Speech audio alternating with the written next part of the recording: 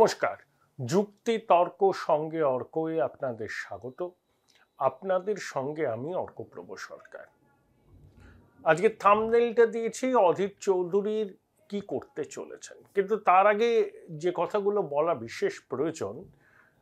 দেশের মধ্যে রেল যাত্রা কিন্তু এখন আর নিরাপদ বলে মনে হচ্ছে না। ১.৫ মাসের মধ্যে তিনটে বড় দুর্ঘটনা।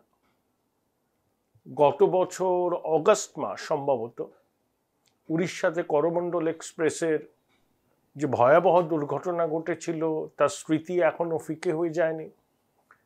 তারপর সাম্প্রতিক অতীতে তিনটে রেল দুর্ঘটনা। আমার একটা প্রশ্ন আছে, অশ্বিনী বৈষ্ণব দক্ষ আমলা, অটলজির সময়ে প্রধানমন্ত্রী সচিবালয়ে ছিলেন, কিন্তু তাকে রেল মন্ত্রকের পাশাপাশি তথ্য প্রযুক্তি, ইলেকট্রনিক্স এবং তথ্য সম্প্রচার মন্ত্রকের দায়িত্ব দেওয়া হয়েছে, এবং একই সঙ্গে মহারাষ্ট্রে যে বিধানসভা নির্বাচন হবে সেখানে দলের তরফেও তাকে বিশেষ দায়িত্ব দেওয়া হয়েছে। তাহলে একজনের উপর তিনটে মন্ত্রকের গুরু দায়িত্ব। তথ্য সম্প্রচার মন্ত্রক সরকারের খুব গুরুত্বপূর্ণ, সরকারি কর্মসূচির প্রচার সেখানে হয়। আর তথ্য প্রযুক্তি মন্ত্রকের গুরুত্ব কতটা সেটা সবাই জানেন, তার সঙ্গে রেল মন্ত্রক। তার মানে অশ্বিনী বৈষ্ণবকে একটা মানুষের কাজ করার সীমা থাকে তো, ধরুন 14 ঘন্টা যদি সেও কাজ করেন, তাহলে ওই 14 ঘন্টার মধ্যে তাকে কিন্তু সময় ভাগ করতে হচ্ছে তার বিভিন্ন মন্ত্রকের জন্য, পাশাপাশি রাজনৈতিক দায়িত্ব আছে।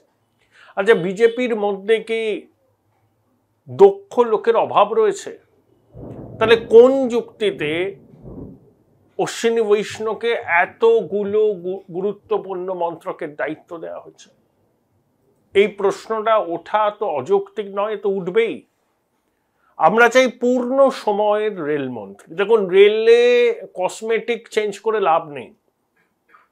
রেলকে নিরাপদ রাখতে গেলে বুনিয়াদি কাঠামোয় পরিবর্তন করতে হবে, রক্ষণাবেক্ষণের কাজে জোর দিতে হবে, সিগন্যালিং ব্যবস্থার আধুনিকীকরণ, লাইনের নিয়মিত রক্ষণাবেক্ষণ, যারা লাইন টাইন মেরামতির কাজ করে এই ধরনের পদ অনেক শূন্য, সেগুলোকে নিয়োগ করতে হবে। লোকো পাইলটদের সংখ্যাও কম, অনেক সময় তারা প্রচন্ড স্ট্রেস নিয়ে কাজ করেন, বিশ্রামের সময়টুকু পান না। আমি বন্দে ভারত চালাবো, ঠিক আছে, কোনো অসুবিধা নেই। বন্দে ভারতকে আপনি বিজ্ঞাপিত করছেন, বন্দে ভারত খুব জরুরি, কিন্তু বন্দে ভারত যখন চলবে তার পাশাপাশি রেল লাইনের রক্ষণাবেক্ষণ, শূন্য পদে নিয়োগ, সিগন্যালিং ব্যবস্থার আধুনিকীকরণ, তো এই বিষয়গুলোর উপরও তো গুরুত্ব দিতে হবে রেল মন্ত্রকের। সেগুলোকে তারা যদি অবহেলা করেন, তাহলে রেল যাত্রা তো বিভীষিকায় পরিণত হওয়া কার্যত সময়ের অপেক্ষা। আমি জানি না কোন যুক্তিতে একজন পূর্ণ সময়ের রেলমন্ত্রী নিয়োগ করা হচ্ছে না, যিনি শুধু রেল মন্ত্রকের দায়িত্বই সামলাবেন। কেন তাকে অ্যাডিশনাল রেসপন্সিবিলিটি, তাও এরকম গুরুত্বপূর্ণ মন্ত্রকে? এই প্রশ্নটার উত্তর কিন্তু মিলছে না। আশা করব যে মানুষ থেকে শেখে, তৃতীয় এনডিএ সরকারও উপর্যুপরি দুর্ঘটনা থেকে শিক্ষা নিয়ে কার্যকরী পদক্ষেপ নেবে। প্রধানমন্ত্রী বলেছেন যে রেল বাজেট বা রেলে বরাদ্দ ইউপিএ জমানার তুলনায় 8 গুণ বাড়ানো হয়েছে। হ্যাঁ, নতুন কোচ নির্মাণ হচ্ছে, বন্দে ভারত চলছে, বুলেট ট্রেন চালানোর পরিকল্পনা, সব ঠিক আছে, কিন্তু এক্সিস্টিং লাইন, তার রক্ষণাবেক্ষণ, শূন্যপদে নিয়োগ, সিগন্যালিং ব্যবস্থার খোলনলচি বদলানো, এগুলো রুটিমেন্টারি কাজ। এগুলোকে অবহেলা করে বন্দে ভারতকে আমি যদি শুধু বিজ্ঞাপিত করি, তাহলে কিন্তু সাধারণ মানুষ এবার রেলে চড়তে ভয় পেতে পারেন।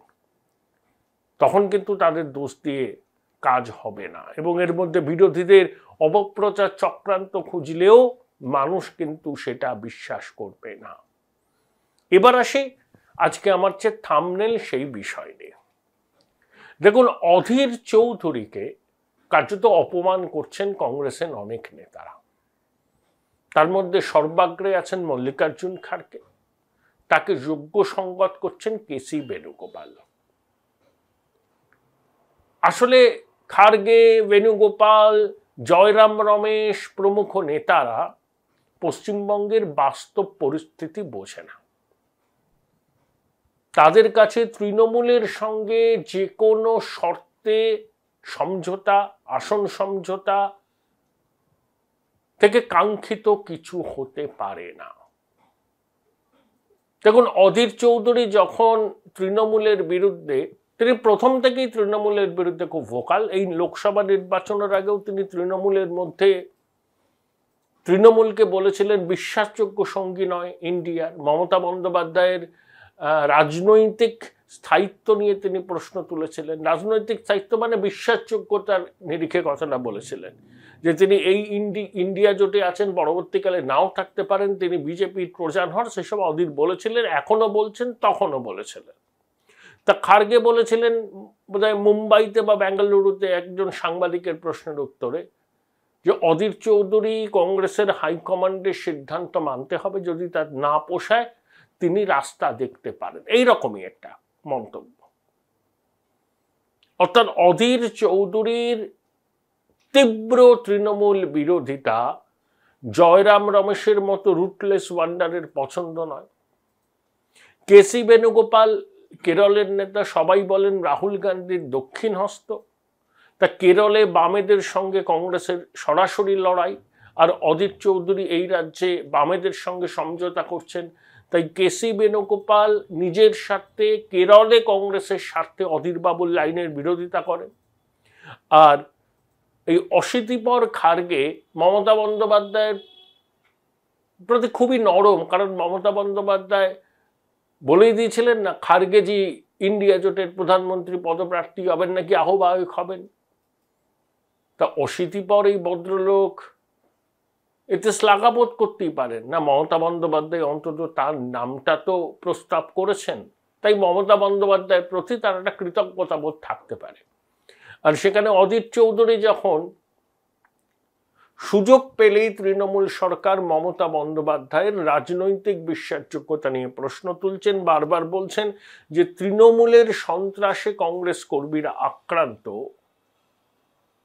তখন মল্লিকার্জুন খার্গে অধীর চৌধুরীকে যে দু কথা শুনিয়ে দেবেন, দরকার হলে দরজা দেখিয়ে দেবেন, এর মধ্যে আবার নতুনত্বর কি আছে? অধীর চৌধুরী লোকসভা নির্বাচনে হেরেছেন, কংগ্রেস অত্যন্ত হতাশাজনক ফলাফল করেছে, তখন তিনি পদত্যাগ করার ইচ্ছা প্রকাশ করেছিলেন, খার্গেকে জানিয়েছিলেন, চিঠিও পাঠিয়েছিলেন। খার্গেজি বলেছিলেন অধীর বাবুর মতে আপনি দিল্লি আসুন, কথা বলবো। তাই অধীর বাবু দিল্লি গেলেন। কে? মীর আহমেদ মীর, জম্মু কাশ্মীরের এখানকার পর্যবেক্ষক, সে বললেন যে প্রাক্তন সভাপতি। অধীর বাবুর বক্তব্য তিনি ইস্তফাপত্র পাঠিয়েছেন, কিন্তু সেটা আদৌ গ্রহণ হয়েছে কিনা সে সম্পর্কে তার কাছে কোনো ধারণা নেই, কারণ খার্গের অফিস থেকে কোনো কমিউনিকেশনই করা হয়নি। খার্গে বলেছিলেন শুধু আপনি আসুন, কথা আছে। তো অধীর বাবু এসছেন, কারুরই সাক্ষাতের সময় পাচ্ছেন না। সোনিয়া গান্ধীর সঙ্গে তিনি সাক্ষাৎ করেছেন, কিন্তু না রাহুল গান্ধী না মল্লিকার্জুন খার্গে, কেউ নাকি অধীর বাবুকে সময় দিচ্ছেন না।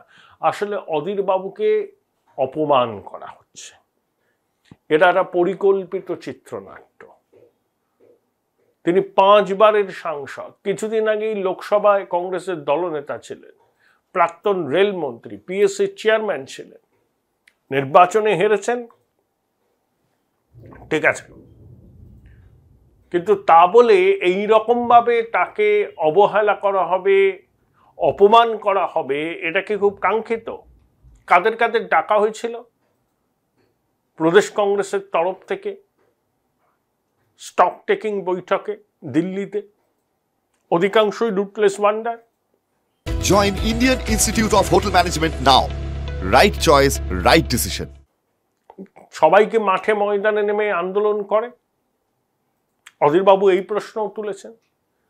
অর্থাৎ এমন একটা পরিস্থিতি তৈরি করা হচ্ছে যাতে অধীরবাবু বাধ্য হন ঘরে বসে যেতে বা কংগ্রেস ছেড়ে দিতে।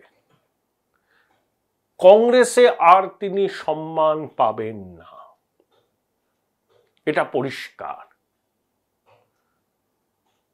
এখন কংগ্রেসের এই বেণুগোপাল, জয়রাম রমেশ, খার্গে প্রমুখদের খুব ইচ্ছা যে কোনো শর্তে এই রাজ্যে তৃণমূল কংগ্রেসের সঙ্গে একটা সমঝোতা করতে, কিন্তু Adhir Chowdhury at the helm of the affairs থাকলে সেটা কিছুতেই হতো না। এখন অধীর নিজে হেরেছেন। হেরে গেলে আপনি যত বড় নেতা হন না কেন, আপনাকে কেউ পুছবে না। এটা সব দলের ক্ষেত্রেই এটা প্রযোজ্য, এক্সেপ্ট আপনি যদি বিশেষ পরিবারের কোনো সদস্য হন, তাহলে আপনার ক্ষেত্রে সবকিছুই ব্যতিক্রম ঘটবে। কিন্তু অধীর বাবু তার বিশেষ পরিবারের সদস্য নন, তিনি পাঁচবারের সাংসদ, হেরে গেছেন, এখন তাকে পাত্তা দেওয়া হচ্ছে না, তাকে সময় দেওয়া হচ্ছে না। কোণঠাসা করতে করতে এমন একটা পরিস্থিতি তৈরি করা হবে যে শেষ পর্যন্ত অধীর বাবু বাধ্য হবেন কংগ্রেস ছাড়তে। এটা কিন্তু খার্গে থেকে বেণুগোপাল বলুন, জয়রাম রমেশ বলুন, এটা চাইছেন। কারণ এ রাজ্যে তৃণমূলের সঙ্গে কোনো রকম সমঝোতা করার ক্ষেত্রে প্রধান স্টাম্বলিং ব্লক হচ্ছে অধীর চৌধুরী। তিনি মনে করেন যে তৃণমূল যেভাবে কংগ্রেসকে ভেঙেছে, দুর্বল করেছে, কংগ্রেস কর্মীদের মিথ্যা মামলা দিয়ে ফাঁসিয়েছে, তাদের সঙ্গে কোনো অবস্থাতেই কোনো রকম সমঝোতা করা উচিত নয়।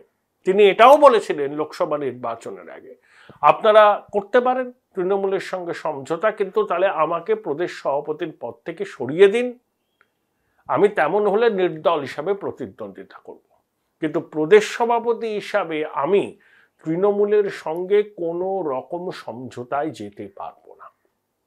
এখন অধীরবাবু হেরেছেন, ওই কংগ্রেসের জোটপন্থীদের পথের কাঁটা সরে গেছে।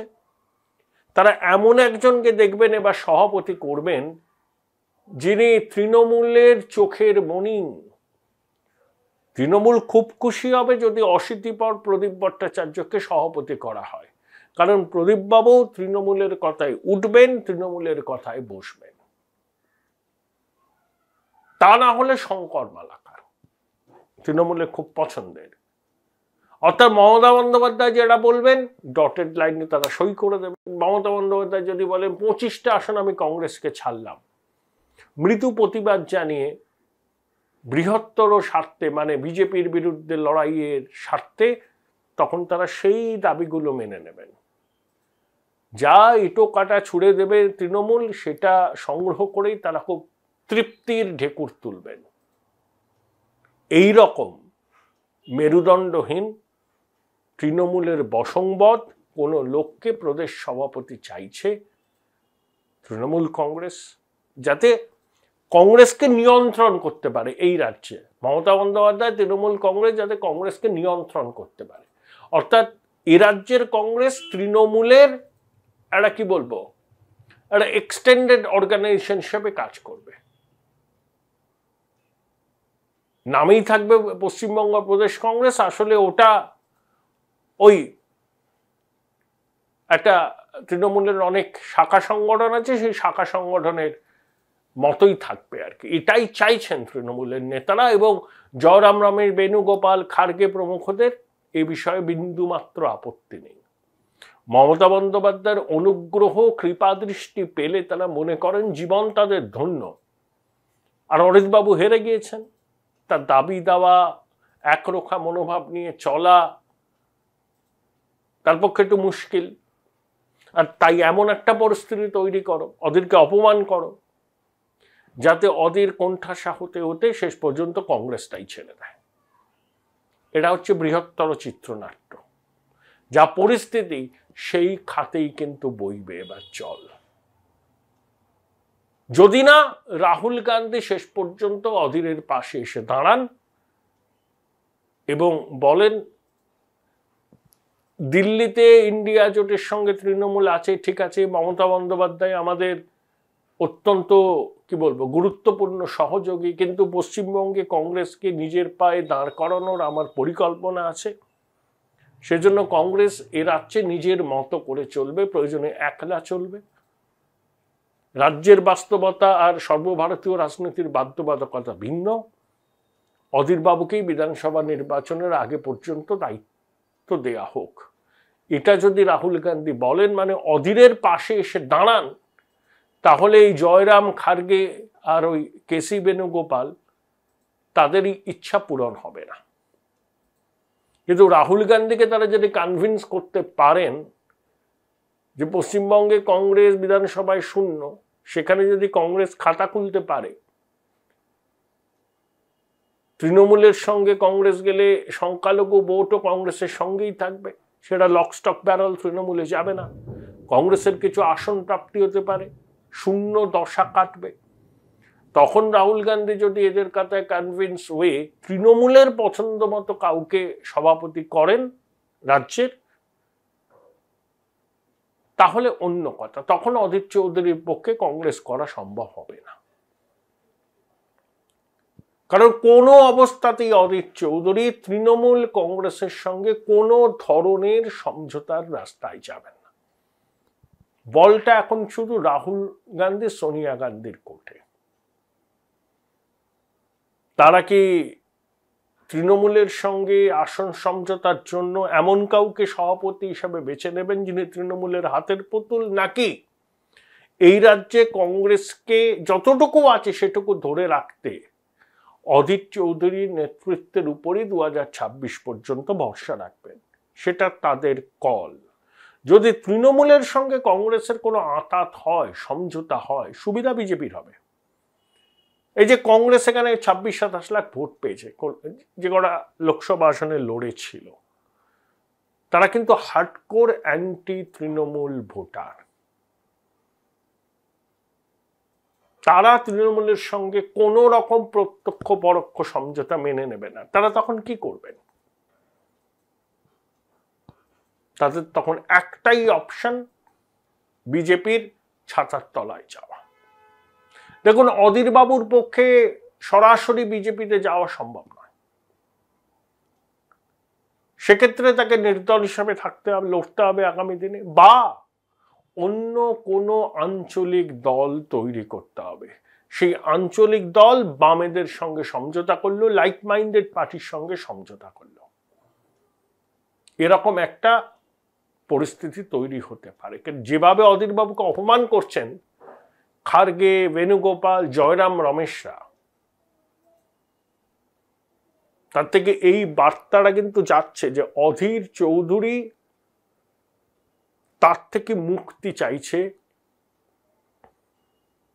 কংগ্রেসের শীর্ষ নেতারা। কারণ তারা মনে করেন মমতা বন্দ্যোপাধ্যায়ের কৃপা দৃষ্টি থেকে তারা বঞ্চিত হচ্ছেন শুধুমাত্র অধীর চৌধুরীর একগুঁয়েমির জন্য।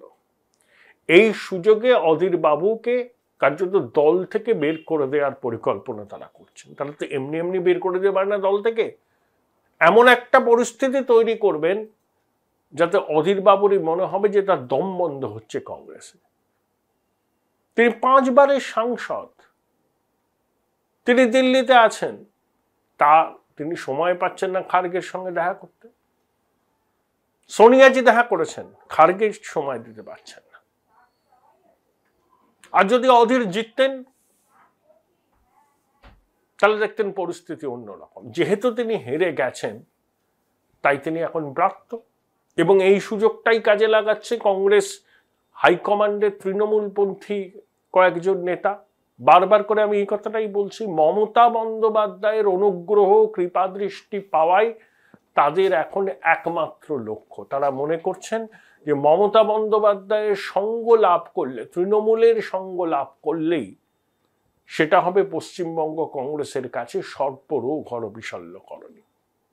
দেখা যাক কোথাকার জল কোথায় গিয়ে দাঁড়ায়, শেষ পর্যন্ত অধীর বাবু কি করেন।